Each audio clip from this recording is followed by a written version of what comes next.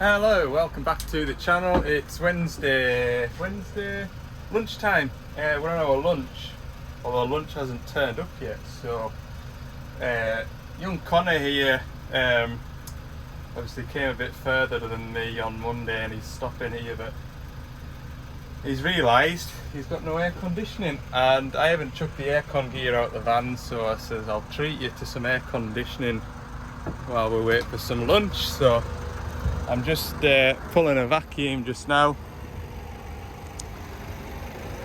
Old Vauxhall.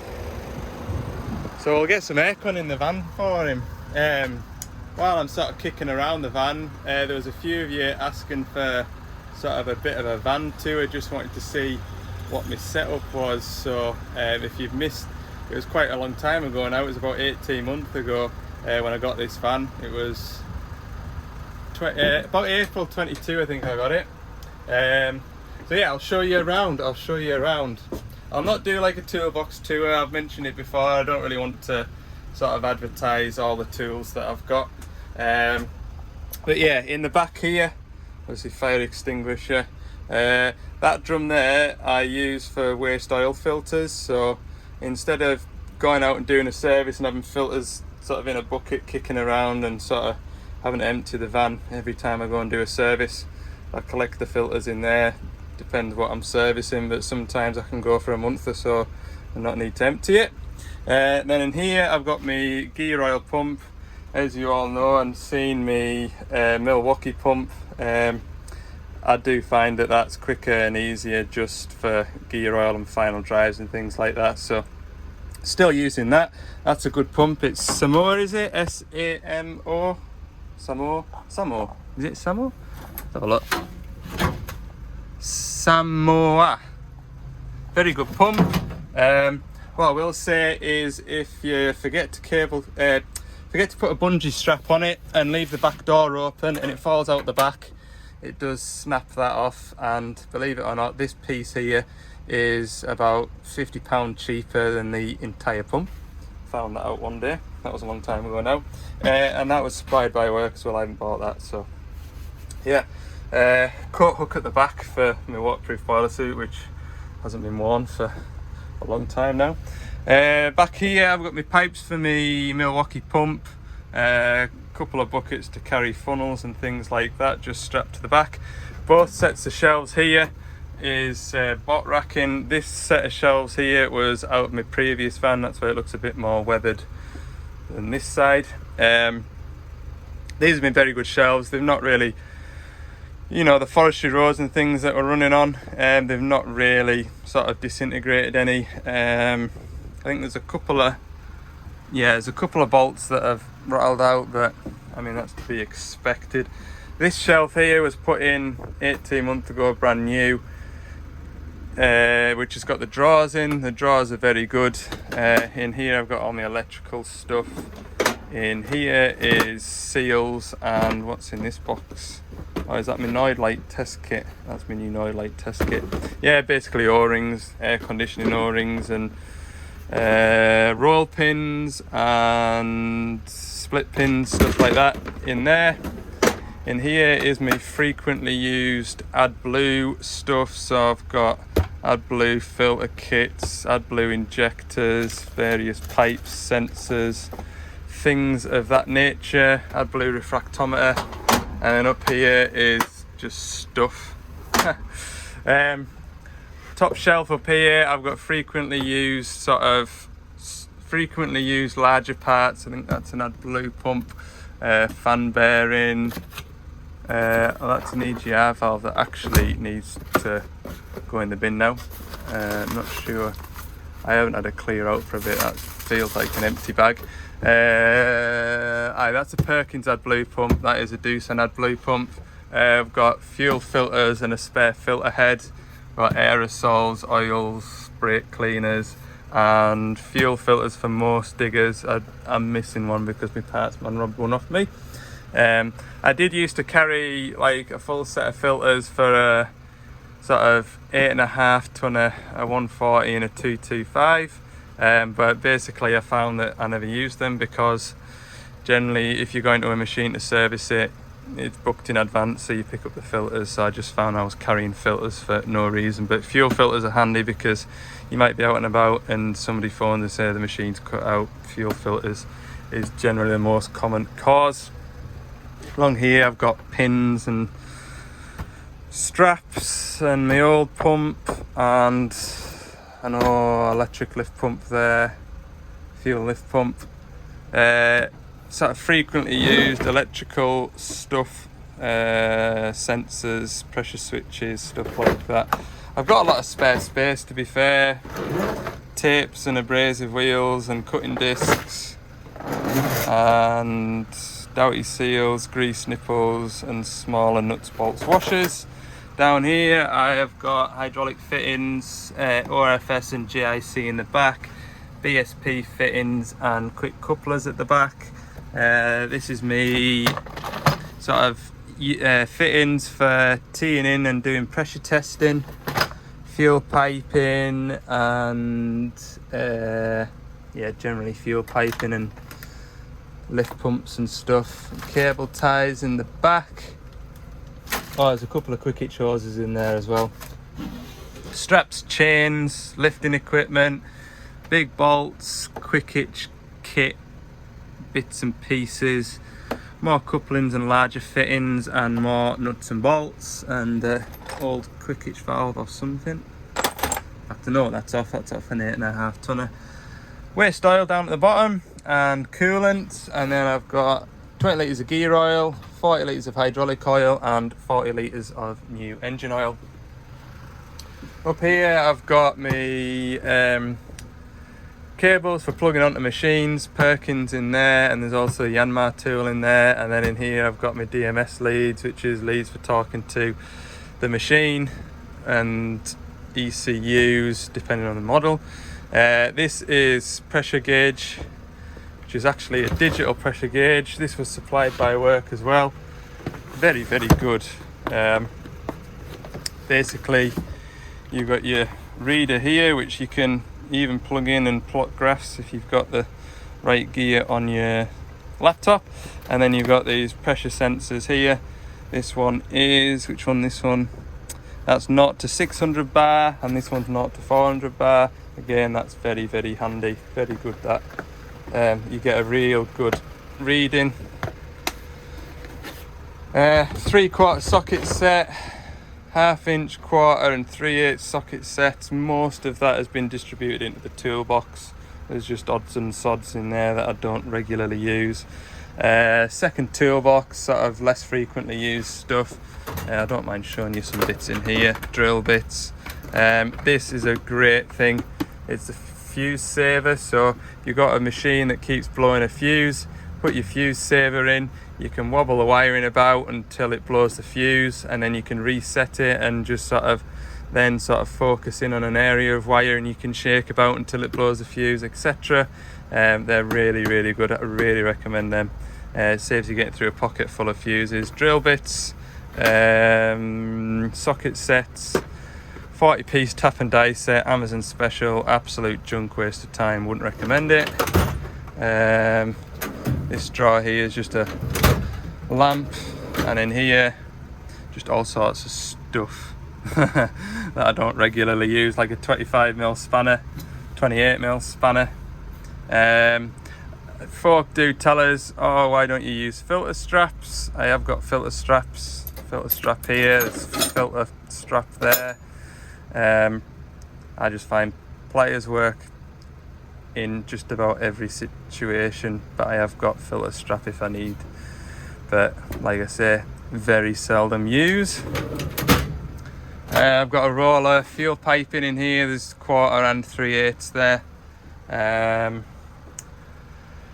Under here I've got this area here I've left empty. That box there is just full of junk, basically.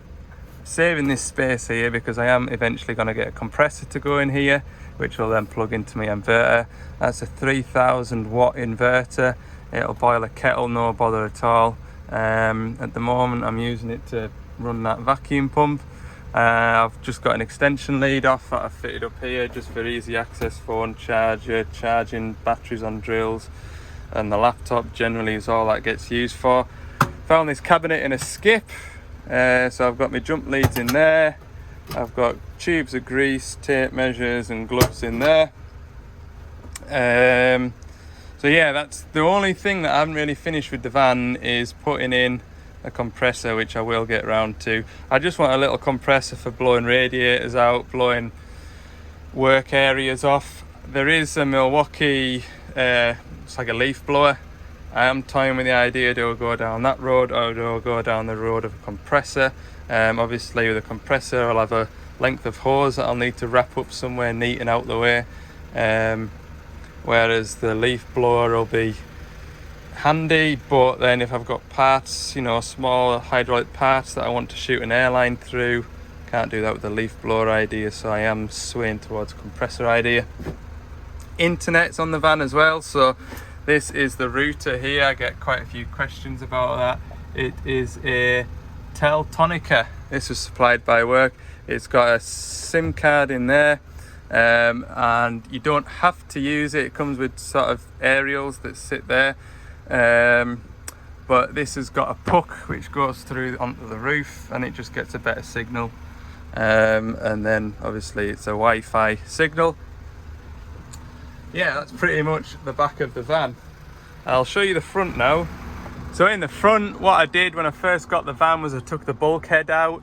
When I took the bulkhead out, I put some soundproofing, it's called Dodo matting, put soundproofing on the back of the van, and then I got some upholstery and basically just spray glued the upholstery onto it, and that keeps a lot of the noise from in the back of the van out. So, you know, like sockets chinking together, things like that, it's all in there.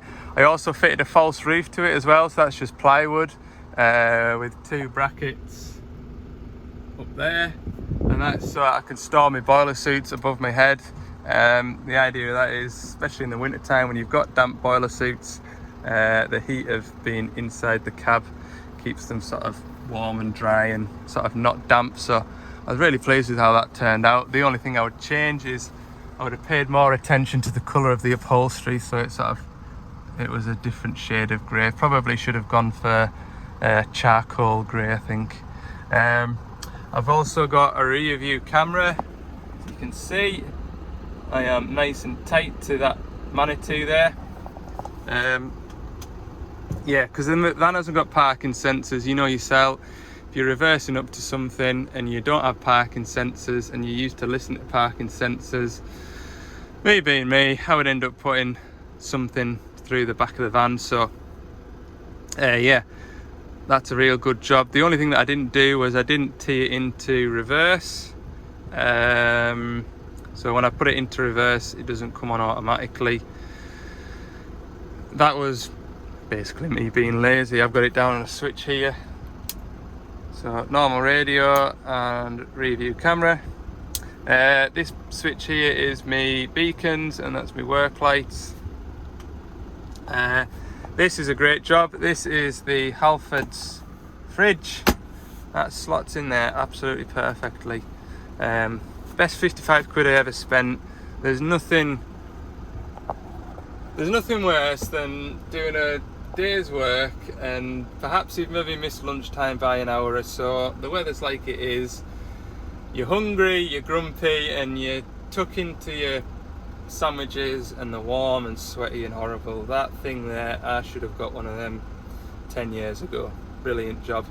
I've also got the Agri accessories mat, which is personalised. I just got like a 2/3 mat because I thought with muddy boots I would just spoil it, but I've actually taken to a lose the boots policy in the front of the van. So I do kind of keep the front clean, so I probably will get a front mat for that. But yeah, check Agri Accessories out on Facebook, you'll find a phone number. They'll do cab mats for tractors, diggers. You just give them the make and model, and if they haven't already got a floor pattern for it, they'll ask you to sort of do a floor pattern for them, and they'll copy that and they'll personalize it any which way you want. They're very good, very good. Yeah, and then Under here I've got storage, which has got basically a few old workshop manuals which aren't sort of necessary anymore because everything's on memory sticks now, isn't it? So yeah, just stuff in there that I didn't really have a place for. So yeah, really good. I'll show you the outside of the van now. Oh yeah, that's another little mod. Because I quite like my phones on the right hand side of the van rather than in the centre, I just find when they're here, they're out of the way, they're not obscuring my view.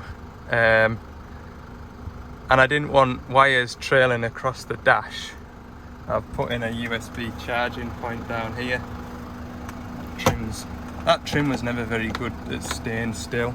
But yeah, that's where I've got my charging point down there, so it's straight onto my phone. Front of the van, I've put in HID lights. They're a great job in the winter time on low beam. I haven't got around to putting them on high beam yet, but on high beam I've got these Hella lights. They're a real good job. They're not the same as your laser lamps, don't get me wrong, but they do a good job and I quite like them. Just for aesthetics, I've got a few orange marker lamps and a couple in the mirror guards as well. Just personal things, personalise it a bit. And then at the back, obviously, I've got my tow bar now. Didn't have that till about till a couple of months ago. Got my light bar up there, camera beacon, strobe beacon here, up there, and 4 work lights sort of pointing to the side and to the back. Oh yeah, and I've got a big work light up there in the doorway too, so we're all good. So that's pretty much a quick van tour. I'll have a look at my phone now and pull up some questions that you've asked us in previous videos and we'll have a nosy. Right, so I will do questions, but as you can see, I've called in this digger on the way home. He's been on the phone and WhatsApping us yesterday. It came up with water and fuel detected, and to be fair, it has done for the last fortnight or so. And I spoke to the driver yesterday at lunchtime, and I got him to pull this plug out because it seemed if you rattled the plug around, the light would disappear. He'd do a couple of hours work and then it'd come back on again, and it got to the point where it was on odd time and it derated the machine. So I got the driver to pop this cap off here, and as you can see, the pins are slightly distorted. I got him to just sort of nip the pins up so it had a better hold of it. My plan was last night to come in and have a look at this, but then I never heard back from them.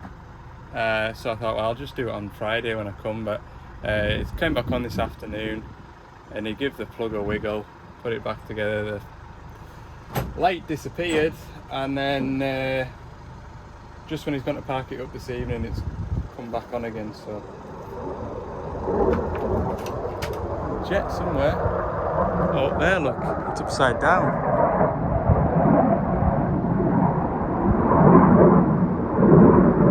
Anyway, I'll just put some new pins on this plug, or I'll put a new plug on it altogether because I've got one here, but I've only got 4 of these plug pins left. It's one of those things that you just quietly use and you forget to get more, so I must make a note that I need more pins for these Deutsch plugs. So yeah, I'll just strip this plug down. I've got the plug replaced, replaced the pins as well. I'll go around and see if it's sorted it. So that's the water and fuel sensor, and that's in the bottom of the first filter from the tank. So the reason why that sensor would put the machine into a D rate is to protect itself. Obviously, if it thinks that there's water in the fuel, then it doesn't want you to contaminate your fuel system, and it'll save you from a big bill, because if you end up with water in your high pressure fuel pump and your injectors, that's going to be expensive.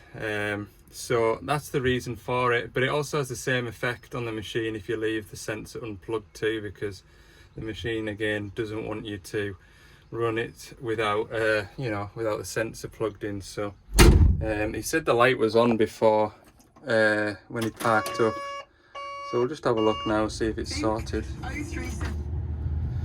It's warm in this cab. Turn the aircon off as much as I don't want to. Yes, that's it gone now, look. Good. What I'll do now is I'll jump out, I'll wobble that wiring about, just make sure we're right, but I think that's a nice, easy, simple fix.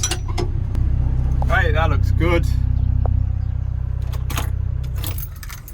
Nice and easy. If I wasn't in my good jeans, I'd be tempted to do half the service today, but I was gonna I'll put my work trousers on when I come back to this on Friday. I was just having a look there. I've had it before with the Dash 3, so this is a Dash 5. The Dash 3, the wiring harness goes through that gap there, and I've had it where the wiring harness is rubbed down there and it's put the water and fuel light on. In fact, I think from memory, it was another jet. From memory, what that was doing was it was blowing the fuse, and the live that goes to that water and fuel sensor also goes to the pressure sensors on the pump, pressure sensor on the boom, and the auto idle pressure sensors. And the fault for that was it was blowing the fuse for the pressure sensors. I think there's a live even that goes to the gauge panel, and the gauge panel went off. So that's what that was. So yeah, I'm pretty sure the wiring's alright anyway. I had a look there where it went round the bend and the conduit's still intact, and wobbling it around didn't seem to fetch the error on, so I think we've got that sussed. Right, I'll pack up, jump in the van where it's nice and air conditioned, and I'll answer a couple of these questions. From Dudley Wordley 6986. His question is, why don't they pre-wire diggers for green beacons at the factory? So green beacons, to the best of my knowledge, is a UK thing. However, the Dash 7 models 14 ton and above are sort of green beacon ready, so to speak. They have got switches in the seat belts already now, and even if there isn't a green beacon fitted to the machine, if you don't have your seat belt on, there'll be a pop-up message that says you've not connected your seat belt, pretty much like in a vehicle, in a car, in a van.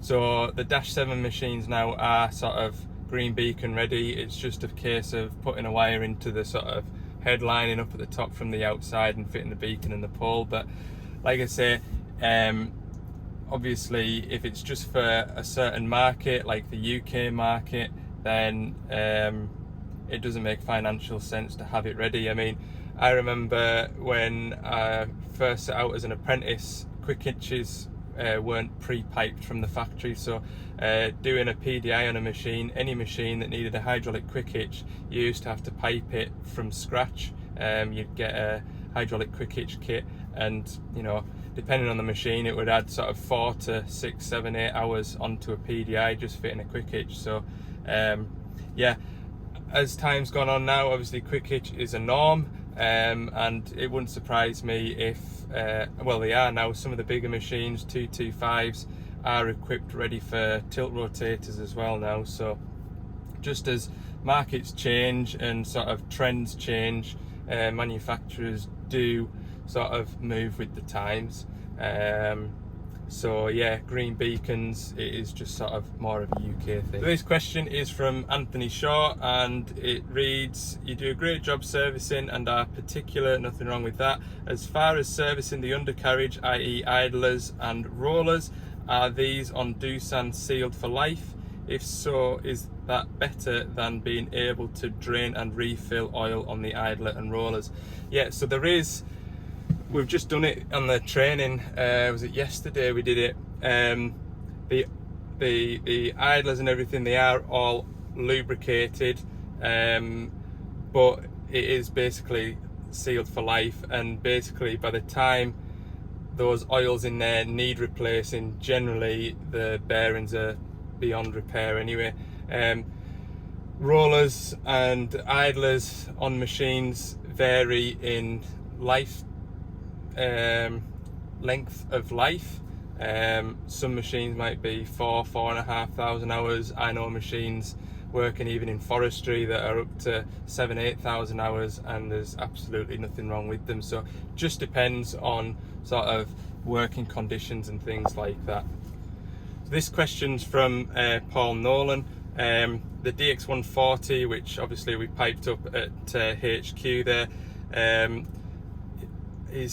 the question reads: the DX140 is high-spec machine. Are you saying that from your option spool you have a one-way feed to the chainsaw from both pumps to give the required flow? Then all this oil dumps through the oil cooler. It must have to go through a flow control valve.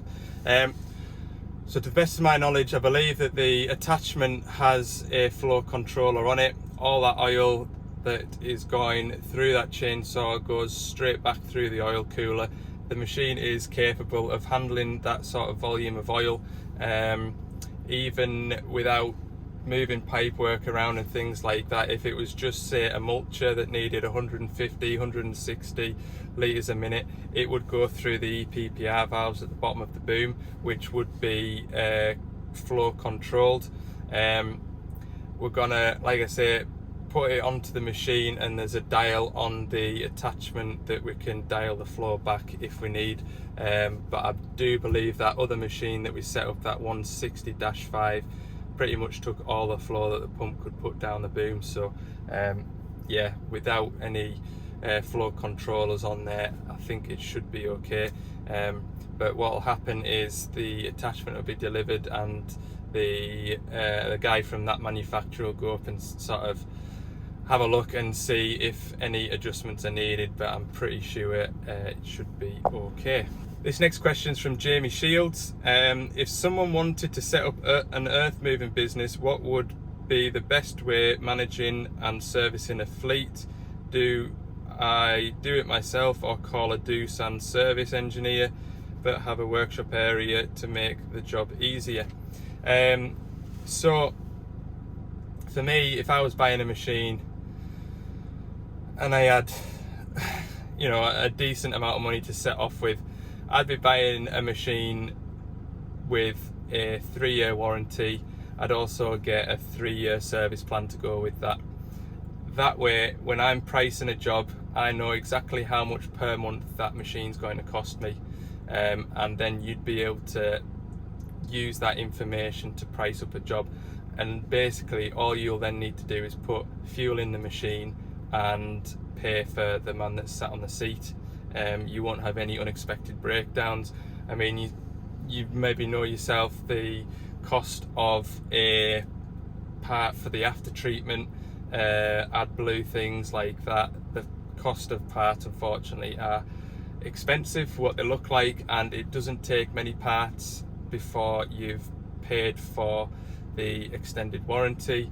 And like I say, with servicing, it's a sort of a fixed price over those 3 years, and all you need to do is send somebody like me a message to say the machine's due a service, it's at this place, and the machine's serviced, it's looked after to what I would hope is a high standard.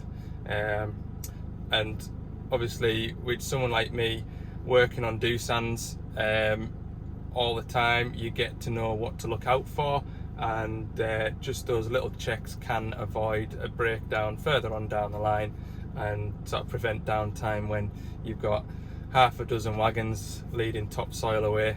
You don't have to worry about, you know, hopefully don't have to worry about any unexpected breakdowns. Right, this last question is from Martin Junk. Sorry if I didn't pronounce his surname correctly. Do you foresee many issues as a heavy equipment transitions from diesel to electric? I'm not sure whether it'll be electric or whether it'll be hydrogen, or even some sort of synthetic fuel that replaces diesel. I don't know which way it'll go, but at the moment we don't have infrastructure for electric, and we don't really have the infrastructure for hydrogen either. I mean, could you imagine a machine working up in some of these remote forestry sites and having to come down off the hillside after 6 hours work to recharge? The same with hydrogen. How do you get that fuel safely onto site? How do you store it safely? I just don't know which way it's going to go. I think for the most part of the moment, I'll just be glad to sort of make the most of working with diesel engines and just see what happens in the future. But at the moment, right now, I don't think there's any other option at the moment other than diesel. So thanks very much for all the questions. Really appreciate your input. Yeah, I'm gonna come back to this machine on Friday. It's just a half-day training, so we'll get back to this just after lunch. We'll service it, and then after that, just 10 mile down the road here, I've got another 140 that's overheating. The customer said it's fine, he's happy to wait till Friday, so we'll get a look at that too. Not too sure what it'll be. I've asked him to check the basics, like is the fan belt present, is the fan going round, so everything like that seems to be okay. Haven't had that issue with the Perkins engine before, I don't think, so yeah, it'll be interesting. Business as usual again then, so thanks very much for watching. I hope you've enjoyed this video. It's been a kind of a bit all over the place, maybe. We'll see how it turns out, but yeah, have a good evening and we'll see you in the next one.